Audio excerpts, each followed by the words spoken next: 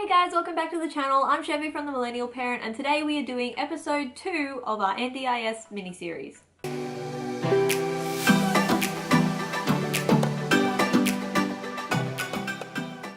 So welcome back. If you haven't seen episode 1, I'll pop it up in the card so you can go check it out. It is all about applying for the NDIS and how to get in the door. Today's episode is about the next step in the process, the plan, making the plan and your planning meeting. So everything that you are to expect, and how to prepare for it, and any tips to make it flow a lot easier for you. Also, if you're new to the channel, please sure to hit that subscribe button and that little bell so you don't miss episode 3 coming out next week. Also, hit that like button if this has helped you at all. Also, let me know how your application progress is going. Put that down in the comments. And any NDIS questions, also put that down in the comments below. First off, congratulations if you've already gone through the application process and you're in and you're up to this point. We're in! Yes! Congratulations! Now we're working out the plan. Before we get started, once you are in the door for the NDIS, everyone will then be talking about the NDIA. So you go from the National Disability Insurance Scheme. Once you're in the door, it becomes the National Disability Insurance Agency, because at the end of the day, it is an insurance agency. Now that I've got that out of the way, I'm going to say NDIA for the rest of the thing, so please don't be confused. If you are, I'm sorry, I may still chuck a couple of NDISs in there because that's how I am sometimes. So to kick off this next section of the process, you'll have what is called a planning meeting. What is a planning meeting? A planning meeting is a discussion that you have with someone called an LAC. I'll get into who that is in a moment, that goes through the goals that you would like to achieve with having a plan, or with the funding, any specialty items that you currently use, any support networks you currently have, and any therapies you currently are doing. It also runs through a whole other deeper scope of how you can be supported. I'll get into all that very shortly. But in a nutshell, a planning meeting is the discussion you have to help develop what your plan could possibly be, as well as identifying potential funding options and where you can use them. So who is your LAC? Your LAC is your local area coordinator, or as most people like to call them, their planner. Now this is a person who works with a different organisation or an independent body. As an example, my planner is with Carers Queensland. She is amazing. What her job is, one, to have this conversation and help develop your plan. Their jobs also come into monitoring your plan, making sure you're taking full advantage of it, and also helping with funding options. This person is basically your advocate. They are the person that goes in to swing for you with the NDIS. This is the person who goes into bat for you, that goes, hey, we need this funding so we can achieve this. We need this funding so we can achieve that. This is your spokesperson. This is a person who's supposed to have your back. So before you have your first planning meeting, it is best to at least be a little bit prepared before you go in there. So at least have a couple of ideas of goals that you would like to achieve, and then you can build and expand on those during this meeting. So what are the goals though? What are goals according to NDIS/NDIA? Goals are basically short and long-term achievements that you would like to achieve with the NDIS support. What that means in everybody else's terms is, what do you want to achieve with the funding? So to start off with, for your first plan, I was advised to have more short-term goals because it is your first plan, and then build and expand on those for future plans. Not saying to discount any long-term goals, definitely have those in there as well. So a way to word the goals in a way that NDIS goes, ooh, I like this, is to build or improve capacity for. So I'm going to say that again.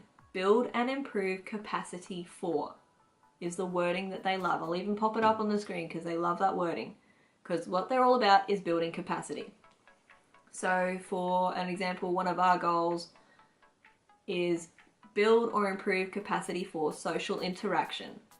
You can then extend on that for a longer term goal, going build or improve capacity for social interactions with less supervision, or an independent environment without parental assistance or without support. A short-term goal is a goal that lasts 12 months, because that's the lifespan of a singular plan, is 12 months. So short-term goals should be 12 months. Long-term goals are anything from 2, 3, 4, 5, 20, 10, whatever. So short and long-term goals. So to help develop these goals and have a think about what they could be, if you can, look back at the application you sent in to the NDIS. So have a look at the different areas out of the 6 categories we spoke about in episode 1. Have a look at what's been written down on your form, what's been ticked, what applies to you. Then, from there you'll be able to build a couple of ideas. So another great tip for your goals is trying to keep them generalised. Because when you get your plan, funding is divided up between three categories. I'll go more in depth to what they are in the next episode, but basically it's funding for therapies and daily activities, specialty resources, and extra care, so stuff like house cleaning and whatnot. So those are the different categories that your funding can go towards. As I said, I'll go more into that next episode, but how to help achieve getting funding in various categories is by having generalized goals. So goals that can be spread across the plethora of the 3.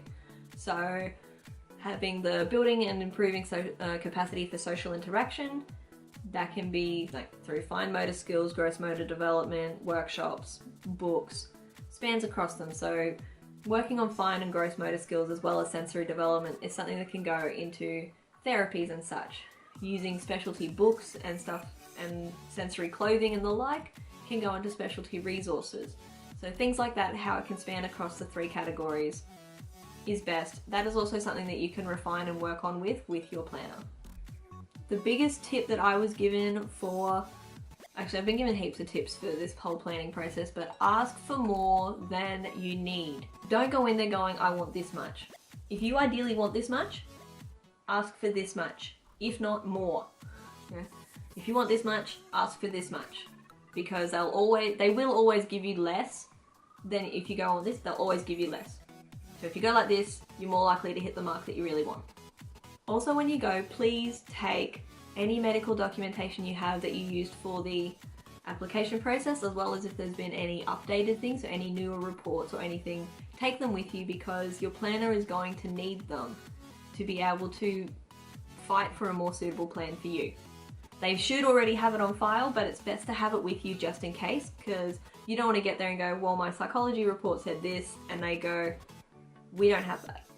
You may as well have it there and go, boom, prepared. Another tip I was given of, if you're applying for the NDIS or NDIA to support a younger one or a little one, I know this is going to be super hard for some people, but if you don't have to take them, like if you can find someone to take care of them while you go to this meeting, please do so. Don't take them with you. They even will say, oh, hey, bring your little one.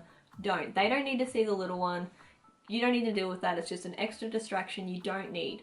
In saying that though, if you don't have any option, you are more than welcome to take your little one with you. So don't feel like you have to, or you don't have, or you can't. You can if you want, but I would strongly recommend, and so would many other parents recommend, you don't take them. Why? 1, they are a distraction, but 2, this whole conversation is talking about the things they can't do. That is not good for any child that potentially has anxiety or low self-esteem. Put yourself in that position. Would you want to sit in a room for 2+ hours being told about all the things that you can't do? It's pretty crappy. So please, if you don't have to take them, please don't. Even if they say bring them. If you don't have to, please don't. So for the planning meeting itself, as you may have just heard me mention, 2+ hours, not unrealistic. Most planning meetings go for a minimum of 2 hours. I have heard of some planning meetings going for 4 to 6 hours. It purely just depends on your circumstances, your situation, and how the conversation goes.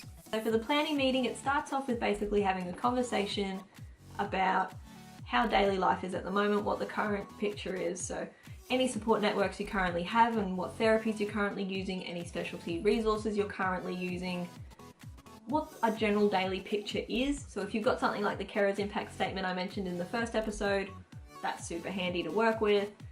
But that's what the first part of the conversation is basically identifying what support networks you have and then talking about, how they're used. From here, you get asked a series of questions, like on a scale of 1 to 5, 1 being the worst or not knowing at all, 5 being you're super confident and you know it all. They'll ask things like, on a scale of 1 to 5, how well are you aware of the support networks that are available to you?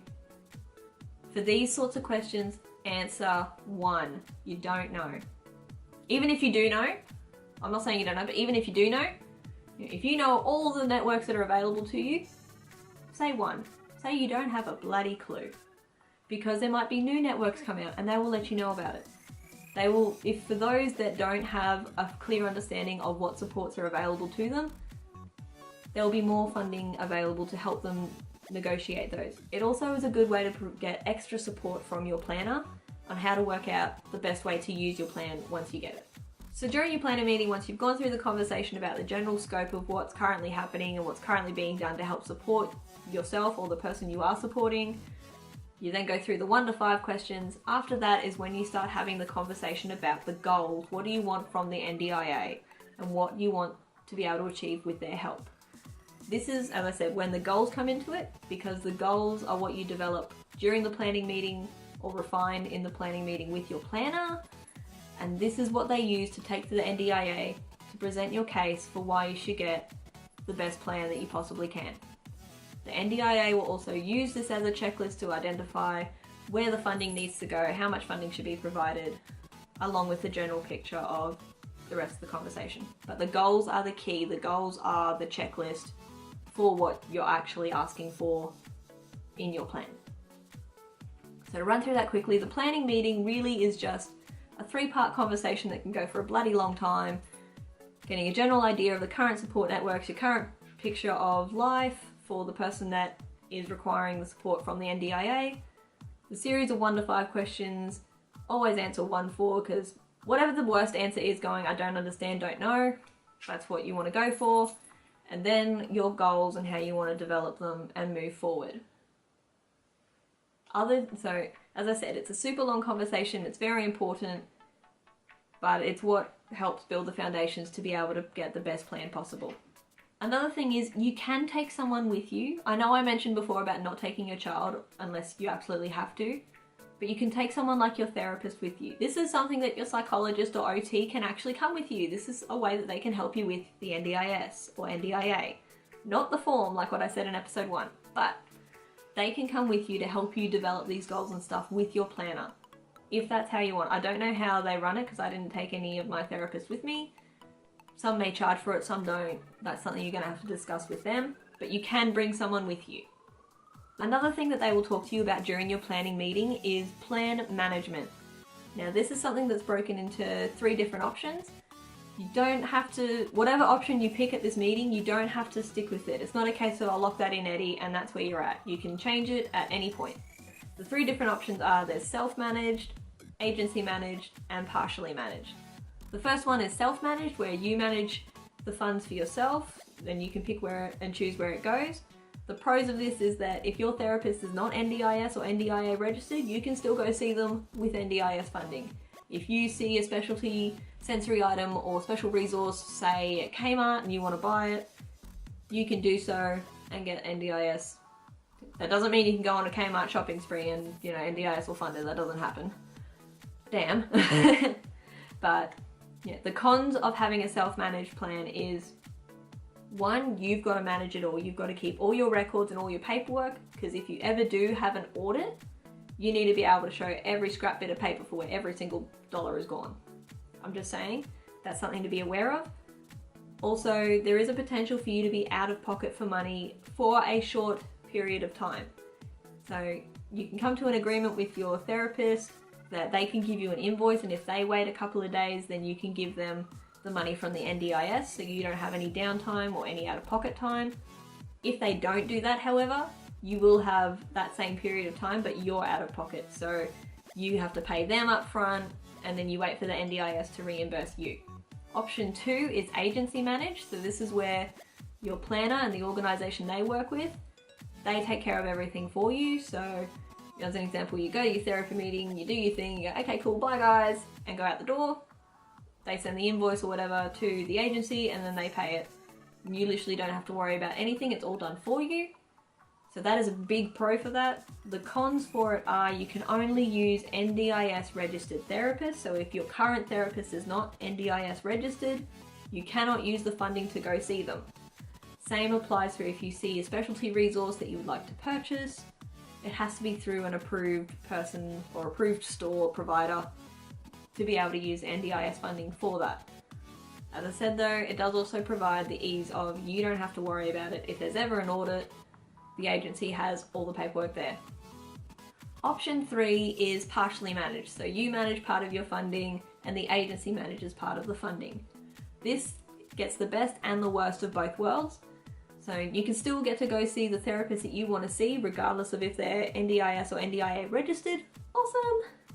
You can also, if you do deal with a therapist that is NDIS registered, you don't have to worry about invoices and all that juggling. You don't have to worry about that. But you also have the cons of you still got to make sure that you've got all your paperwork together, and you need to hope that they've also got all their paperwork together so you can collaborate and collate if you ever are audited. Now, don't get scared about the fact that you can get audited. It's basically just to find, I don't know how you get flagged for being audited, but basically if you've just got all your stuff organized and together in a folder, you can show appointment times, etc., you're fine. As long as you can show the funding's being used where it's supposed to be used, don't worry about an audit. Things that you can discuss about getting funded for your plan, you can look at getting things like house cleaning or home maintenance included. It generally doesn't get included a lot for plans involving children, like if you're the one supporting the child, because they put that in as parental responsibility, so it's your responsibility to keep the house clean. Regardless of the fact you might be spending, many hours supporting your child, making sure they are okay, that you don't really get the time to clean. They don't see that. They go, yeah, but you're the parent. You're kind of supposed to clean the house anyway. I'm just chucking that out there that it happens. So that's basically it, guys, for what a planning meeting is and how to prepare for it. As long as you've at least got, a few goals in mind with that wording that I spoke about.